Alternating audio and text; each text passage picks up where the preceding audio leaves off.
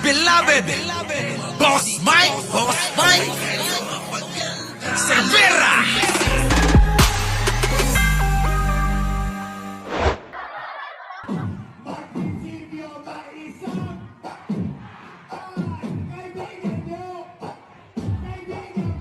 Oh, nakita nyo na, balita! Andrew E., mga kababayan, ikakampanya, alyansa, senatorial slate ni PBBM! Ano? Sabi ko sa inyo, wala na hong natitira. Wala na hong natitira kay Sara.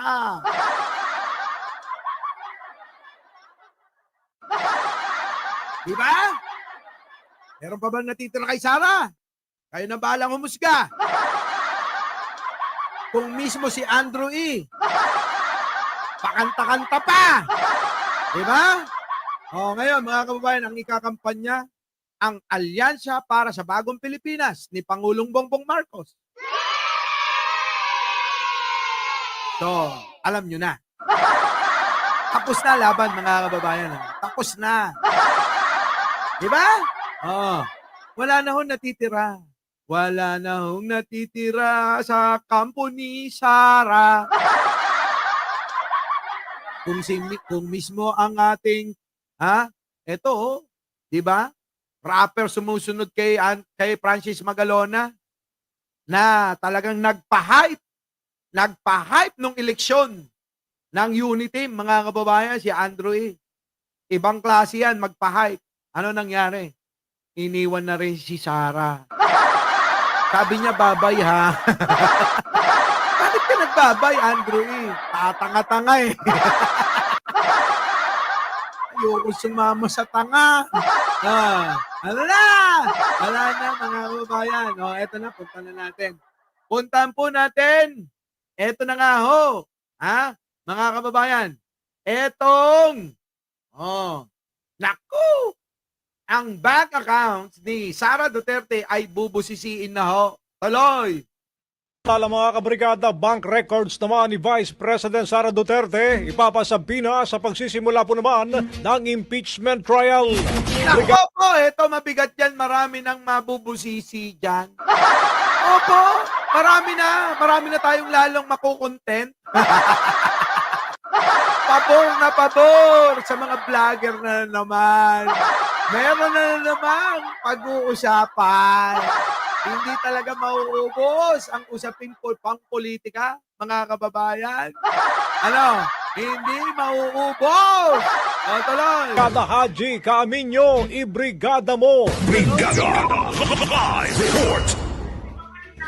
Hihilingin ng impeachment prosecutors mula sa Kamara na ipasabi ng bank records ni Vice President Sara Duterte bilang bahagi ng estratehiya na palakasin ang kaso laban sa kanya kapag nag-convene na ang Senado bilang impeachment court. Ayon kay Manila 3rd District Representative Joel Chua na isa sa mga miyembro ng 11-man prosecution team, inaaral nila ang legal options upang makuha ang financial records na maaaring magamit sa mga partikular na articles of impeachment laban kay Duterte. Bahagian niya ng proseso ang pagkumpleto nila sa mga ebidensya na susuporta sa kaso. Ipinaliwanag ni Chua na sa ilalim ng bank secrecy law, may exception sa impeachment cases kaya gagamitin nila ang lahat ng legal na pamamaraan upang makalap ang mga dokumento. Binanggit nito ang nangyari sa impeachment trial noong 2012. Yan ho, dapat merong kailangan kaparehas na nangyari. Para ho mga kababayan ay maging makatotohanan na paniwalaan ng mga tao. Bakit kanyo mga kababayan? Pansin ninyo kapag may mga kaso labanan sa korte. Di ba? Sasabihin nila, ayon kay parang sinasabi Chua versus Fernandez. Ganon. Merong ganong mga quote mga kababayan. Kailangan kinu-quote nila yon para meron na palang nangyari. At ito yung yung husga ng husgado. Kaya mga kababayan, ganun ho yung ginagawa nito. Itong magiging prosecution. Oo, mga kababayan Ito yung magiging prosecutor, mga kababayan, sa gagawin na na pagdinig sa kaso na impeachment ni Sara Duterte sa Senado. Galing, ngayon, ito na. kay Chief Justice Renato Corona kung saan ipinasabi na ang kanyang bank records at ginamit na ebidensya upang patunayan ang paratang ng ill-gotten wealth. Oh, so yun po yung pinaghalimbawaan, mga kababayan. Yung naging kaso ni Corona noon. Ito ho ay nangyari nung panahon ni Pinoy. Ha? Kung ano yung ginawa kay Corona na Chief Justice noon, mga kababayan, abay yun ho. Yun ho yung gagayahin na proseso naman itong magiging prosecutor. Opo, ng mga congressman. Ako, matindi yan, mga kababayan. Hindi naman po pwede. Pwede kay Corona, kay Sara, hindi. Masyado naman yung ginawang prinsesa, no? Sobra-sobra na yan. Hindi na Princess Fiona tawag dyan. Ano? Prinsesa Eng-Eng. Kilala nyo ba si Eng-Eng? Baka hindi nyo naabutan. O, papaalala ko lang sa mga nakakalimot naman. Si Eng-Eng ho, yun ho yung may kawa. Ha? Na kapag kahinalo yung kawa, makikita niya kung ano nangyayari. Sa gusto nyo na makita. O, sino ho nakakaalala? Kay Eng-Eng. O, eto pa, sasabihan ko na. O, kailangan dito kasi, ha? Meron talaga kayong makitang ano moistra. O, eto na.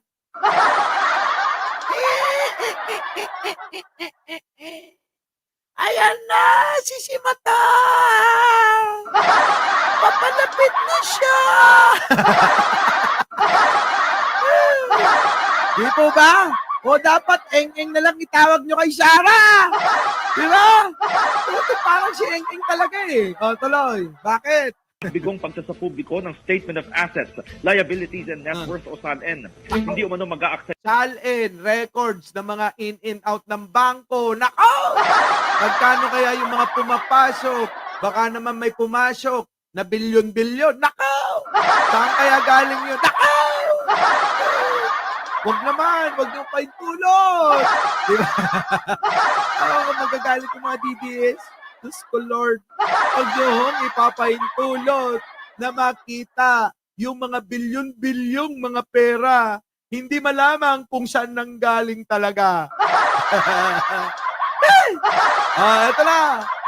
yan ang oras ng prosecutors kahit na hindi pa nagko-convene ang Senado, kaya Correct. aktibo silang naghahanda sa paglilitis sa pamamagitan ng pag-review sa mga ebidensya, pangangalap ng documentary records, pakikipag-ugnayan sa financial agencies at Naku, ang dami talagang mga madadamay na ahensya. Opo, bangko, AMLAC, at kung ano-ano pa, lahat yan mga kababayan, imbitado kayo ha. Lalo na yung AMLAC. Lalo na yung AMLAC. Importante kayo. Oo. Naku, mga kababayan, malupitan ito. Nanginginig na naman yung manini Sara Duterte. Ano? Ha? Oh. Nanginginig mga kababayan. O, ito na. lalatag ng posibleng mga testigo. Bukod dito, plano ng House Prosecutors na makipag-ugnayan sa Anti-Money Laundering Council o AMLAC at Ayan na. Commission on Audit. Nako, pati kowa! Ang dami na naman madadamay talaga mga kababayan. Ha? AMLAC, COA at marami pang iba. Kasama na si Mike Cervera. Woo! Gaganon lang ako doon pag pinatawag ako. Yuhu! Hukay ube. Ay, hukay halaya. Hukay halaya ito. Oo. Di ba? Oh, sige tuloy. Pang masuri ang financial transactions na maiuugnay sa umano'y irregularidad sa pondo ng bayan. Nako! Eto pa mga kababayan, meron nakalimutan. Ang tanong mga kababayan, opo, matutuloy ang impeachment ni Sara. Paano kung biglang nag-resign yan? Paano yan? Natanong nyo na ba sa mga sarili nyo? Mga kababayan, sa bagay, alam nyo na yan kasi nung unang panahon ko pa sinasabi, dalawa lang ang pagpipilian ni Sara. Sabi ko noon, ewan ko sa matatagal na rito. Abay, libo-libong taon na nakakaraan. Sinabi ko na yan. Di ba? Ano sabi ko, mga kababayan? Dalawa lang ang pagpipilian ni Sara. Huwag na ako kayo magtaka kung bakit libo-libong taon na sinabi ko. Mas nauna pa ho ako kay Nostradamus. Opo! Mas nauna pa ho ako kay Nostradamus, ha? Libo-libo na ang nakaraan nung sinabi ko na ano, na dalawa lang ang pagpipilian ni Sara. Magre-resign o mai-impeach ka. O, di ba? O, ngayon ang tanong. Dahil na-impeach na nga ito sa Kongreso, ang tanong, mga kababayan, paano kapag nag-resign bigla to? Para ano? Para baka sakali makatakbo. Ha, mga kababayan? O, paano na? Ha? Paano na? Bansot! Sige nga, ano mangyayari? Oh, naiisip nyo ba yon? Pag biglang nag-resign to, ano kaya mangyayari? Oh, eto na kasagutan mga kababayan. Oh, pasok! Habang Op! Oh, wait lang ha. Oh, tuloy. Yes. kapag napatunayan ng Senate Impeachment Court na nagkasala ang bise, maaalis siya sa pwesto at habang buhay na hindi pwedeng humawak ng posisyon sa gobyerno. Iyon, oh. Dahil nga, pag na-impeach si Sara, abay perpetual na to, mga kababayan. Parang yung kondo. Diba? Ang binibigay, pag bibili tayo ng kondo, tatanungin natin, perpetual ba yung titulo? Kapag sinabing perpetual, abay bilhin nyo na. Ngayon, mga kababayan, parang eto. Pag eto ay napukpukan ng mga senador na ito talaga ay may pagkakasala at tuluyan na nga ma-aprobahan yung impeachment niya, sigurado na hindi na siya makakatakbo kahit ano pa man. Kahit po barangay tanod. Kahit clerk, kahit clerk sa opisina ng mayor sa Davao City. Hindi na Bawal mga kababayan, bawal ho siya. So ngayon, mga kababayan, ang tanong, kung ganon pala, paano nga yung tanong ko kanina? Paano kapag etong si Sara ay biglang nag-resign? Di po ba? Di ba ang payo natin sa kanya nun, Sara, dapat noon mo pa ginawa. Dapat ngayon ka na mag-resign. Mag-resign ka na ngayon. Hindi ho ginawa. Matigas ang ulo. Matigas ho ang ulo At yun na rin talaga yung nakalagay sa aking hula. 2,000 taon na nakakaraan. Opo, di ba? So ngayon, mga kababayan, yung hula natin na mai-impeach, nagkatotoo na. Ang tanong natin ngayon, paano naman kapag nag-resign siya? Aba, parang dalawa. Na-impeach, nag-resign, ganon. Hindi eto, pakinggan ninyo. Paano naman kung bigla siya magbitiw habang isinasagawa ang paglilitis? Yan, di ba? Tanong din ng reporter Paano naman kung biglang nag-resign habang nililitis siya, nagbitiw sa pagiging vice-presidente, mga kababayan? Paano na? Sagot! Kung assuming for the sake of argument, siya po ay nag-resign in advance, ang amin pong opinion dito ay dapat i-resolve rin yung isang penalty, which is yung disqualification. Nako! Dahil ang pagre-resign niya, ang nare-resolve lang neto yung removal. Pero hindi po nadidesisyonan yung isa pong hinihingi po naming relief, which is yung disqualification. Para sa chief, Yun, mga kababayan! Itutuloy nila yung isang usapin ng diskwalifikasyon. Diskwalifikasyon. Mga kababayan. So yun, pag tinuloy yun, mga kababayan, wala. Hindi na rin makakatakbo si Sara. Yari na, mga kababayan. Sabi ko naman sa inyo Diba? Nagkamali ba ako ng mga sinabi sa inyo? Abay, hindi naman 2,000 taon na nakakaraan. Siguro mga 3 taon nang nakakaraan nung sinasabi ko yan. Paano na ngayon? Ano masasabi nyo dyan, mga kababayan? Our beloved Boss Mike Cervera.